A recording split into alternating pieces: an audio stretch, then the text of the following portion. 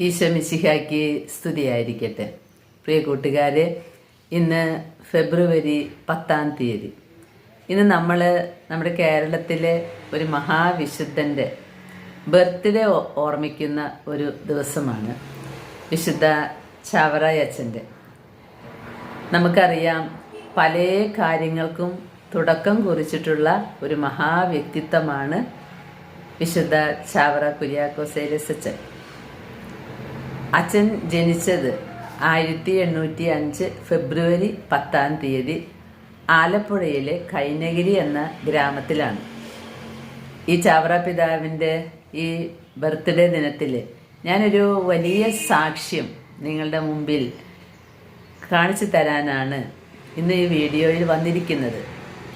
അത് ജനങ്ങളുടെ അടുത്ത് ഇത് പറയാനുള്ള വലിയ ഒരു പ്രേരണ പലപ്പോഴും വിശുദ്ധ ചാവറ പിതാവിൻ്റെ മാധ്യസ്ഥ ശക്തി എനിക്ക് വെളിപ്പെട്ട് തന്നിട്ടുള്ളതാണ്. പക്ഷെ ഇത് ഒരു അത്ഭുതകരമായിട്ടുള്ള ഒരു ഇടപെടലായിരുന്നു. അതുകൊണ്ടാണ് ഞാൻ ഇന്ന് അത് പറയാൻ വേണ്ടിയിട്ട് വന്നത്. വിശുദ്ധ ചാവറ പിതാവിനെ കുറിച്ച് പറയുകയാണെങ്കിൽ ഏറെ പറയാനുണ്ട്. നമുക്കറിയാം, ചെറുപ്രായത്തിൽ ചാവറ പിതാവിൻ്റെ അമ്മ ഈശോ ഈശോ എന്ന നാമം ചൊല്ലിക്കൊടുത്തിട്ടാണത്രേ ഈ ഉണ്ണിയെ വളർത്തിയിട്ടുള്ളത്. അതുകൊണ്ട് തന്നെ വലിയ അർപ്പണ മനോഭാവമായിരുന്നു ഈശോയോട് എന്നാണ് പറയുന്നത്. പിന്നെ വൈദികനായതിനു ശേഷം നമുക്കൊക്കെ ഉണ്ടാക്കി തന്നിട്ടുള്ള പല പ്രസ്ഥാനങ്ങളും വിശുദ്ധ ചാവറ പിതാവിൻ്റെയാണ്. അദ്ദേഹം ഒതുങ്ങിപ്പാർക്കാൻ വേണ്ടി ഉണ്ടാക്കിയൊരു വീടാണ് ബേസ്റൗമ അല്ലെങ്കിൽ ഉയരത്തിലെ വീട്. ബേസ്റൗമ അല്ലെങ്കിൽ ഉയരത്തിലെ വീട് എന്നാണ് ഈ മാന്നാനം കുന്നിൽ അദ്ദേഹം ഉണ്ടാക്കിയ ആത്മീയ ഭവനം. അതാണ് അതിൻ്റെ അടിത്തറ. പിന്നീട് അത് വളർന്ന് അമരോത്ഭവദാസ സംഘമായിട്ട് തീരുകയാണ്. വിശുദ്ധ ചാവറ പിതാവാണ് നമുക്ക് സംസ്കൃത സ്കൂൾ ആരംഭിച്ചു തന്നത്, പ്രസ് സ്ഥാപിച്ചത്, ആരാധനക്രമം പരിഷ്കരിച്ചത്, പള്ളികളിൽ ഞായറാഴ്ച പ്രസംഗങ്ങൾ ഉണ്ടാക്കിയത്, ധ്യാനങ്ങൾ ക്രമീകരിച്ചത്, അതുപോലെ കുറേ കാര്യങ്ങൾ. ചാവറ പിതാവിൻ്റെ ചാവരുൾ നമുക്ക് പ്രസിദ്ധമാണ്. പ്രിയ കൂട്ടുകാരെ, വിശുദ്ധ ചാവറ പിതാവ് അൽഫോൻസമ്മ രോഗിണിയായിരുന്നപ്പോൾ ചാവറ പിതാവിൻ്റെ മാധ്യസ്ഥം യാചിക്കുക. അതിൻ്റെ ഫലമായിട്ട് ചാവറ പിതാവ് അൽഫോൻസമ്മയ്ക്ക് രോഗശാന്തി നൽകിയതായിട്ട് അൽഫോൻസമ്മ തന്നെ സ്വന്തം കൈപ്പടയിൽ രേഖപ്പെടുത്തിയിട്ടുണ്ട്. പക്ഷേ ചില സാങ്കേതിക തടസ്സങ്ങളാൽ ചാവറ പിതാവിനെ വിശുദ്ധനായി പ്രഖ്യാപിച്ചില്ല. അൽഫോൻസമ്മയാണ് മുമ്പ് പ്രഖ്യാപിച്ചത്. എന്തായാലും ഇന്ന് ഈ മഹാവിശുദ്ധൻ്റെ ബർത്ത്ഡേ ആഘോഷിക്കുമ്പോൾ ഈ വിശുദ്ധൻ നമ്മുടെ കൂട്ടായ്മയിൽ ചെയ്ത ഒരു വലിയ അനുഗ്രഹം ഞാൻ നിങ്ങളോട് പറഞ്ഞല്ലോ. 25 വർഷം മുമ്പ് അമ്മ ഇവിടെ കടന്നു വന്നിട്ട് പല കാര്യങ്ങളിലും അമ്മ ഇടപെട്ട് കുറേയധികം രോഗശാന്തികളും രോഗസൗഖ്യങ്ങളും തന്നിട്ടുണ്ട്. ഒപ്പം മരണത്തിൻ്റെ മുന്നറിയിപ്പുകളും. ഞാനത് ഓരോന്നായിട്ട് നിങ്ങൾക്ക് പങ്കുവെക്കുകയാണ്. ഇന്ന് ഭയങ്കര പനിയും ചുമയൊക്കെ ആയിട്ടിരിക്കുകയാണ്. എങ്കിലും എനിക്കിത് ഒന്ന് വീഡിയോ ഇടണം. അതുകൊണ്ടാണ് ഞാനിത് പറയുന്നത്. നമ്മുടെ കൂട്ടായ്മയിൽ വന്നിരുന്ന ഒരു ഫാമിലിയാണ്. അവർക്ക് ആകെ ഒരു മകനേ ഉള്ളൂ, ആൻജോ എന്ന് പറയും.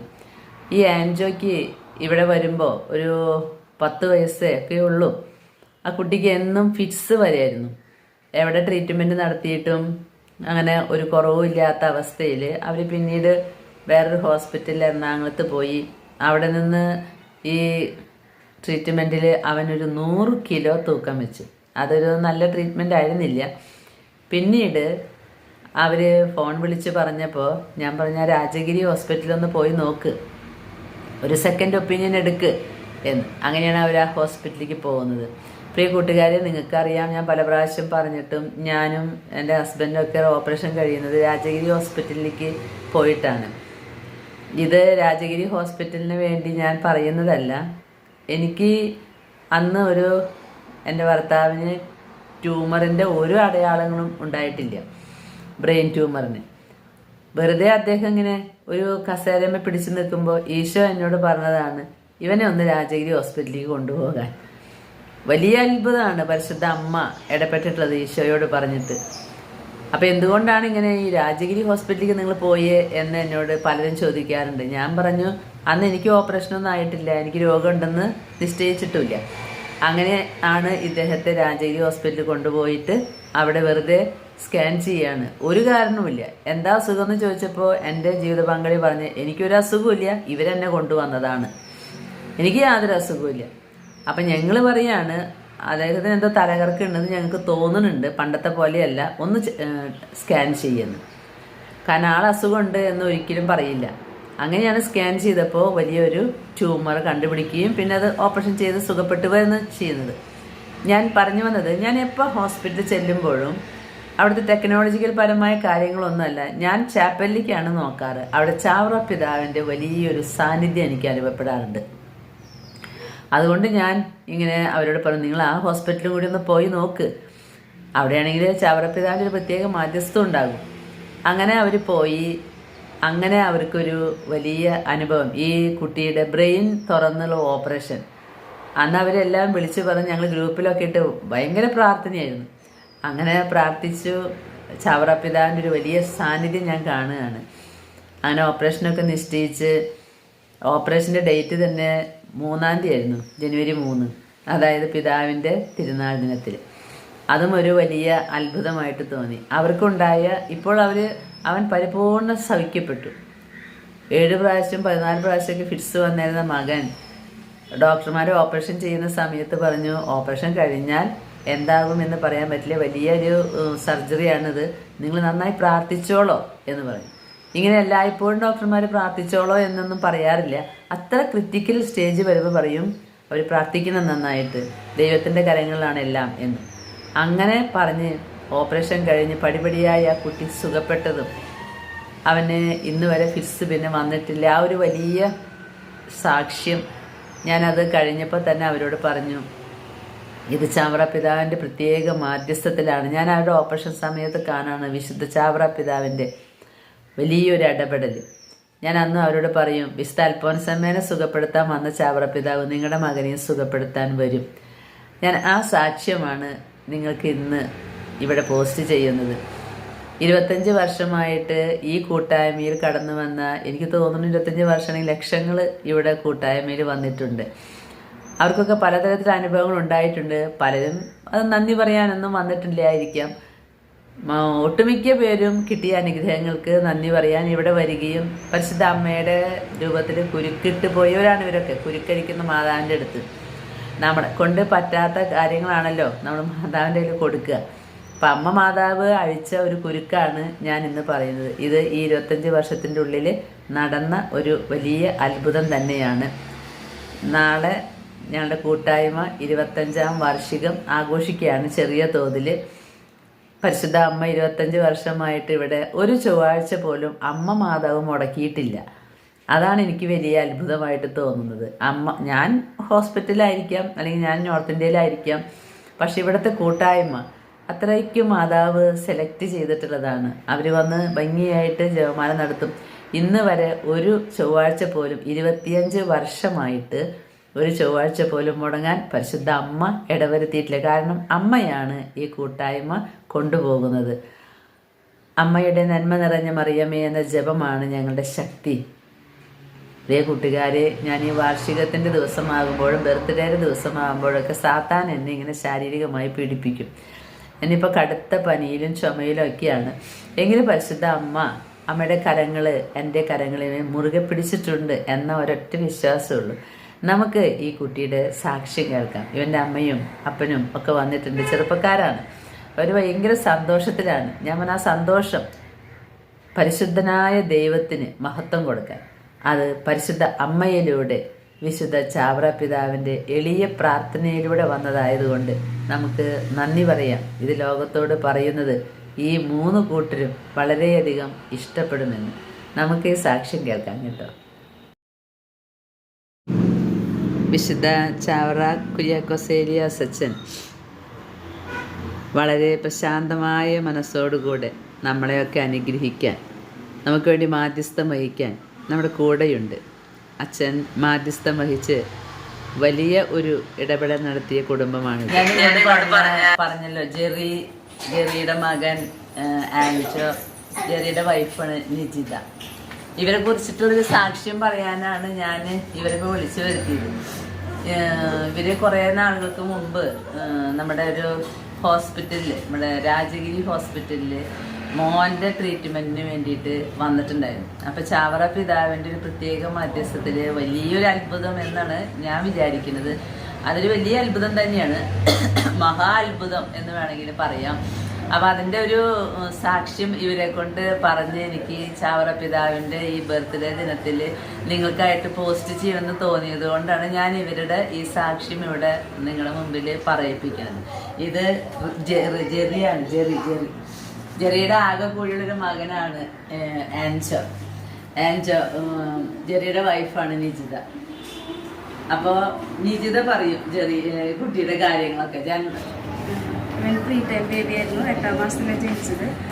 ജനിച്ചു കഴിഞ്ഞപ്പോൾ തന്നെ അവന് ഫിക്സിൻ്റെ തുടങ്ങിയായിരുന്നു. പിന്നത്തെ വന്നത് 4.5 വയസ്സിലാണ്. പിന്നെ അവിടെ നിന്ന് അങ്ങോട്ട് അതൊരു എന്തായാലും ഹോസ്പിറ്റലിൽ ഒരു 2-3 ദിവസം അഡ്മിറ്റ് ആവേണ്ട ഒരു അവസ്ഥയിലാണ് വരാറ്. പിന്നെ അത് കുറഞ്ഞ് പിന്നെ ഒരു 10 വയസ്സിന് ശേഷം അത് ഭയങ്കരമായിട്ട് കൂടി. ഒരു ദിവസം 3-4 പ്രാവശ്യമൊക്കെ വന്നു തുടങ്ങി. അങ്ങനെ ശരിക്കും വന്ന് വീഴും. അവൻ വന്ന് വീഴുമ്പോൾ നമുക്ക് ഭയങ്കര വിഷമം. അത്രയും അവൻ അങ്ങനെ വീഴ്ച ഇടയ്ക്കിടയ്ക്ക് ഉണ്ടാവും. ഒരു ദിവസം തന്നെ ഒരു 3-4 പ്രാവശ്യമൊക്കെ വീണ് തുടങ്ങി.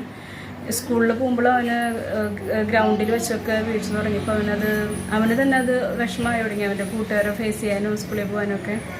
അങ്ങനെ ഇരിക്കുമ്പോൾ ഞങ്ങൾ വന്ന് ഇവനപ്പോഴൊന്നും കുറേ സ്ഥലത്ത് ഡോക്ടേഴ്സിനെ കാണിച്ചായിരുന്നു. അവരൊന്നും സർജറിനെ കുറിച്ചിട്ട് അപ്പോഴൊന്നും നമ്മളോട് സംസാരിച്ചിരുന്നില്ല. പിന്നെ നമ്മൾ കുറേ പ്രാർത്ഥനയ്ക്കൊക്കെ ശേഷമാണ് നമ്മൾ രാജഗിരി ഹോസ്പിറ്റലിൽ എത്തിയത്. അവിടെ എത്തി ഡോക്ടറെ കണ്ട്. അപ്പോൾ ഡോക്ടർ പറഞ്ഞു സർജറി പറഞ്ഞായിരുന്നു. പക്ഷെ അതിൻ്റെ കോംപ്ലിക്കേഷൻസ് ഭയങ്കര കൂടുതലാണ് പറഞ്ഞായിരുന്നേ. ഞങ്ങളങ്ങനെ രാജഗിരി ഹോസ്പിറ്റലിൽ പോയി. അവിടെ വെച്ചിട്ട് അവിടെ കയറുമ്പോൾ നമുക്ക് കാണാൻ പറ്റും ചാവറ പിതാവിൻ്റെ വലിയൊരു ഫോട്ടോ. അപ്പോൾ നമുക്ക് അതിൽ തന്നെ ഒരു പോസിറ്റീവായിട്ടുള്ളൊരു ഇത് കിട്ടും, മനസ്സിനപ്പോൾ തന്നെ തോന്നിയായിരുന്നു. എന്നിട്ട് ഇവനെ കാണിച്ചു. അപ്പോൾ ഡോക്ടേഴ്സ് ചെറിയ കോംപ്ലിക്കേഷനൊക്കെ ഉണ്ടാവും നമ്മളോട് പറഞ്ഞായിരുന്നു, നന്നായി പ്രാർത്ഥിക്കണമെന്ന് പറഞ്ഞു. അപ്പോൾ ഞങ്ങൾ ആലിസേച്ചിയോട് വിളിച്ചിങ്ങനെ പറഞ്ഞു, എൻ്റെ ഈ കാര്യങ്ങളൊക്കെ പറഞ്ഞപ്പോൾ ആലിസേച്ചി പറഞ്ഞു എന്തായാലും അവിടെ നല്ലൊരു സ്ഥലത്താണ് നിങ്ങൾ എത്തിയാണിത്. ആലിസേച്ചിയും അവിടെ കാണിച്ചു തരുന്നു. അപ്പോൾ ചാവറാച്ചൻ്റെ ഒരു വലിയൊരു മധ്യസ്ഥ ശക്തിയുള്ളൊരു സ്ഥലമാണ്, ധൈര്യമായിട്ട് അവിടെ പോയിക്കോന്ന് പറഞ്ഞു. അപ്പോൾ ഞങ്ങളതിൽ പൂർണ്ണ വിശ്വാസമായി. അങ്ങനെ ചാവറാച്ചൻ്റെ മധ്യസ്ഥയിൽ തന്നെ ഞങ്ങളവിടെ സർജറിക്ക് ഞങ്ങളവിടെ ഓക്കെ പറഞ്ഞായിരുന്നു. ഡോക്ടേഴ്സ് നമുക്ക് മോന് സർജറിയുടെ ഡേറ്റ് ഫിക്സ് ചെയ്ത് ജനുവരി 3-ാം തീയതി ആയിരുന്നു. അങ്ങനെ ഞങ്ങൾ ജനുവരി 3-ാം തീയതി അത് 2 ദിവസം മുന്നേ വന്നു. എന്നും ചാവറച്ചൻ്റെ മധ്യസ്ഥയിൽ ഞങ്ങൾ പോയി പ്രാർത്ഥിക്കാറുണ്ട്, പള്ളിയിൽ പോയി പ്രാർത്ഥിക്കായിരുന്നു. 3-ാം തീയതി ഇവൻ്റെ ഓപ്പറേഷൻ്റെ അന്ന് ഒന്നും വിളിച്ച് ആലിസേച്ചിയുടെ ഒക്കെ മധ്യസ്ഥം വെച്ച് പ്രാർത്ഥിച്ചോളൂ എന്ന് പറഞ്ഞപ്പോഴാണ് ആലിസേച്ചി നമ്മളോട് പറയണത് ജനുവരി 3 ചാവറച്ചൻ്റെ മരണ ദിവസമാണ്, തിരുനാളാണ്. അപ്പം അച്ഛൻ്റെ പ്രത്യേക ഒരു മധ്യസ്ഥവും സംരക്ഷണവും ഉണ്ടെന്ന് പ്രത്യേകം പറഞ്ഞപ്പോൾ ഒന്നും കൂടി നമുക്കെന്താ നല്ലൊരു പോസിറ്റീവായിട്ടുള്ളൊരു ഇത് തന്നെയായിരുന്നു അപ്പോൾ ഉണ്ടായിരുന്നത്. പിന്നെ സർജറിക്ക് കയറണം മുന്നേ ഡോക്ടേഴ്സ് നമ്മളോട് പറഞ്ഞായിരുന്നു നന്നായി പ്രാർത്ഥിക്കണം എന്ന് പറഞ്ഞു. പക്ഷേ എന്താ പറയുക, അതിനുശേഷമുള്ള റിക്കവറി എന്ന് പറഞ്ഞു കഴിഞ്ഞാൽ ഡോക്ടേഴ്സിന് പോലും വിശ്വസിക്കാൻ വയ്യാത്ത അത്രയും വലിയൊരു റിക്കവറി ആയിരുന്നു. ഒരു കുഴപ്പമില്ലാണ്ട് സർജറിയും കഴിഞ്ഞു. അതിനുശേഷം അവൻ്റെ അവിടെ നിന്നുള്ള റിക്കവറി ഭയങ്കര ഫാസ്റ്റ് റിക്കവറി ആയിരുന്നു. അവിടുത്തെ ഡോക്ടേഴ്സ് തന്നെ പറഞ്ഞു ഭയങ്കരമായിട്ട് അവർക്ക് പോലും വിശ്വസിക്കാൻ പറ്റാനില്ല, അത്രയും ഫാസ്റ്റ് റിക്കവറി അവന് വരുന്നതായിരുന്നു. ഇത് ആൻജോ എന്നെ കുറേ അധികം ഭാരപ്പെടുത്തിയിട്ടുള്ള കുട്ടിയാണ്. എപ്പോഴും ഇവന്റെ ഡാഡി പറയും അച്ഛേ പ്രാർത്ഥിച്ചോളോ, നിജിത പറയും പ്രാർത്ഥിച്ചോളോ, ഞാൻ എപ്പോഴും പ്രാർത്ഥിക്കും. അങ്ങനെ ഇവന്റെ ഫിക്സ് മാറാൻ വേണ്ടി ഞാൻ കുറേ ഈശ്വരടുത്ത് യുദ്ധം ചെയ്തിട്ടുണ്ട്. അവസാനം ഇവര് എറണാകുളത്തുള്ള ഒരു ഹോസ്പിറ്റലിൽ ആദ്യം പോയത്. അവിടുത്തെ ട്രീറ്റ്മെന്റിലാണ് ഈ ആൾ ഇങ്ങനെയായത്. അത് ശരിയായൊരു ട്രീറ്റ്മെന്റ് അല്ല അവന് കിട്ടിയത്. അവൻ 100 കിലോനാണ് നിജിതയപ്പുള്ളത്, 100 കിലോനോളം ഇപ്പൊ ഇവനുണ്ട്. പക്ഷെ ഇത്രയും ഈ കുട്ടി ആവേണ്ടത് ആയിരുന്നില്ല. അതിനേക്കാൾ മുമ്പ് അവന് സർജറി ചെയ്തിരുന്നെങ്കിൽ അവൻ രക്ഷപ്പെട്ടേനെ. പക്ഷെ ആ ഒരു ഹോസ്പിറ്റലിൽ 2 വർഷം ഇവന് ട്രീറ്റ്മെന്റ് കൊടുത്തതിന്റെ വെളിച്ചത്തിൽ ഇങ്ങനെയായി. പിന്നീടാണ് ഇവര് പറയണത് ഞങ്ങൾ എന്ത് ചെയ്യുന്ന പറയുമ്പോഴാണ് ഞാൻ പറഞ്ഞത് നിങ്ങൾ ആ രാജഗിരി ഹോസ്പിറ്റലൊന്ന് എന്നിട്ട് നോക്ക്, അപ്പോൾ ഒരു സെക്കൻഡ് ഒപ്പീനിയൻ നമുക്ക് എടുക്കാം. അങ്ങനെയാണ് അവിടെ നിന്ന് പിന്നെ സർജറി വേണം എന്നൊക്കെ. ഈ രാജഗിരി ഹോസ്പിറ്റലിൽ കയറുമ്പോൾ എനിക്ക് ഉണ്ടായിട്ടുള്ള ഒരു അനുഭവം ചാവറ പിതാവിൻ്റെ പ്രത്യേക മാധ്യസ്ഥാണ്. ഞാനിത് പറയുമ്പോൾ നിങ്ങൾ വിചാരിക്കരുത് രാജഗിരി പോയാൽ മരിക്കില്ല എന്ന്. രാജഗിരി പോയാലും മരിക്കും. ഞാനൊക്കെ അവസാനം മരണത്തിന് രാജഗിരിക്ക് പോകാൻ വേണ്ടി കാത്തിരിക്കുന്ന ആളുകളാണ്. രാജഗിരിയെ പോയി കഴിഞ്ഞാൽ മരിക്കില്ല, ഭയങ്കര എല്ലാവർക്കും സൗഖ്യം കിട്ടും എന്നൊന്നും ഞാനിവിടെ പറയണില്ല. പക്ഷെ എന്തോ രാജഗിരി ഹോസ്പിറ്റലിൽ പോയപ്പോൾ ചാവറപ്പിതാവിൻ്റെ ഒരു പ്രത്യേക മാധ്യസ്ഥം, ഇവര് അവിടെ അഡ്മിറ്റ് ആയെന്ന് കേട്ടപ്പോൾ ഞാൻ നല്ല ഒരു മാധ്യസ്ഥത്തിന്റെ ഒരു ഫീൽ എനിക്ക് അവിടെ നിന്ന് കിട്ടി. ഞാൻ അവിടെ പറഞ്ഞു അവിടെ തന്നെ ചെയ്യുന്നു.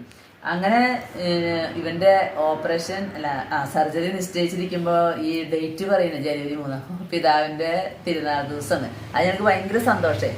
ഇപ്പൊ ഇവന്റെ ബ്രെയിനില് സർജറി കഴിഞ്ഞുമ്പോൾ കാണിച്ചു കൊടുത്ത് നോക്കട്ടെ. എത്ര വലിയ സർജറിയാണ് കഴിഞ്ഞേക്കുന്നത്. ഇതുപോലെ ഓപ്പൺ ചെയ്ത് അവന്റെ ബ്രെയിൻ തുറന്നു വെച്ചിട്ടുള്ളൊരു സർജറി. എത്ര മണിക്കൂർ ഉണ്ടായിരുന്നു നിജിത ആ സർജറി? 8 മണിക്കൂറോളം. 8 മണിക്കൂറോളം ഈ സർജറി ഉണ്ടായിരുന്നു. ഇത് കഴിഞ്ഞ് വരുമ്പോൾ നമ്മുടെ ബ്രെയിൻ തുറന്നു വെച്ചിട്ട സർജറിയാണ്. എന്താണ് ഉണ്ടാവാന്നൊന്നും പറയാൻ പറ്റില്ല. എല്ലാം ദൈവത്തിന്റെ കരങ്ങളിലാണ്. നല്ല ഡോക്ടേഴ്സാണ്, നല്ല ഹോസ്പിറ്റലാണ്. പക്ഷെ എല്ലാം ദൈവത്തിന്റെ കരങ്ങളിലൂടെ ആണെങ്കിൽ മാത്രമേ നമുക്ക് സൗഖ്യം കിട്ടുള്ളൂ. നമുക്ക് എല്ലാവർക്കും അറിയാവുന്ന കാര്യം. ഞങ്ങൾ ശക്തമായി പ്രാർത്ഥിച്ചു, ഗ്രൂപ്പിലിട്ട് പ്രാർത്ഥനയോട് പ്രാർത്ഥന തന്നെയായിരുന്നു. പ്രാർത്ഥനയാണ് ഇതിൻ്റെയൊക്കെ പിന്നിലുള്ള വലിയ ശക്തി എന്ന് ഞങ്ങൾക്കറിയാം. പക്ഷെ അതിൻ്റെ ഇടയിൽ ഒരു വലിയ മധ്യസ്ഥം ചാവറപ്പിതാവ്. അങ്ങനെ ഇപ്പോൾ പരിപൂർണ സൗഖ്യം പോലെയാണ് ഇതുവരെ പിന്നീട് വന്നിട്ടില്ല. ഞാനിന്ന് ഭയങ്കര പനി ചുമക്കായിട്ടിരിക്കുന്നത്. എനിക്ക് എൻ്റെ അടുത്തിരിക്കുമ്പോൾ പേടിയുണ്ട്, ദൈവമേ ഒന്നും വരല്ലേ എന്ന്.